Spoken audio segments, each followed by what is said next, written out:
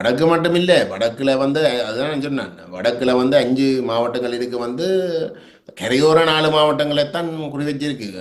நடுவில் இருக்கிற வவுனியாவை வந்து இந்த வர்த்தமானிக்குள்ள சேர்க்க அவர்கள் சொல்ற கருத்து என்னென்றால், வடக்குல வந்து 70% காணி தொடர்பான பிரச்சனைகள் இன்னும் தீர்க்கப்பட வேண்டி இருக்கு.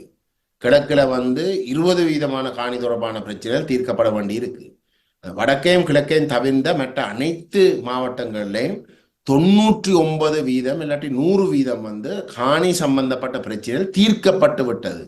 ஆகவேதான் வடக்கையும் கிழக்கையும் வந்து தாங்கள் தீர்க்க வேணும். அது மட்டும்தான் இப்ப மிஞ்சி இருக்கு. வடக்கில் வந்து 70% என்றபடியால் வந்து நாங்கள் இந்த வர்த்தமானி ஊடாக வந்து நாங்கள் அதை முதல் கட்டமாக வந்து வடக்கை டார்கெட் பண்ணி பின் அதுக்கு பிறகு வந்து நாங்கள் கிழக்கை டார்கெட் பண்ணணும் தான் சொன்னவேன். ஆனால் வடக்குன்னு சொன்னாலும் கூட வந்து வவுனியாயும் சேர்த்திருக்கணும் அப்படின்னா. ஆனால் வவுனியா சேர்க்காமல் வந்து வெறுமனே அந்த கரையோர பிரதேசத்தை மட்டும் அவர்கள் குறிவச்சிருப்பது வந்து எங்களுக்கு அந்த சந்தேகங்களை இன்னும் கூட்டி விடுது ஏனென்றால், அந்த பிரதேசம் உண்மையிலே கரையோர பிரதேசத்தில் தான் எங்களோட மக்கள் மிகவும் மோசமாக வந்து இந்த காணி விடயத்தில் வந்து பாதிக்கப்பட்டிருக்கிறோம் என்றால், சுனாமியால் வந்து நாங்கள் பாதிக்கப்பட்ட வடகிழக்குத்தான் மிக மோசமாக வந்து பாதிக்கப்பட்ட சுனாமியில. அப்ப வடமாகாணத்தில் வந்த கரையோர பிரதேசத்தில் வந்து மக்களுக்கு ஆவணங்கள் அந்த சுனாமியால முற்றுமுழுதாக அப்படி கொண்டு செல்லப்பட்டது.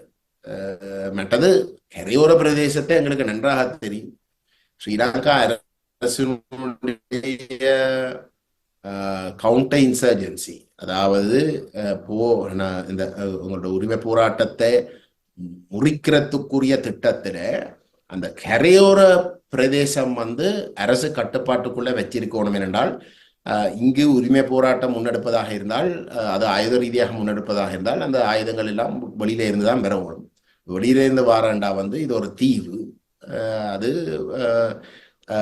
கடல் ஊடாகத்தான் வந்து சேரும்.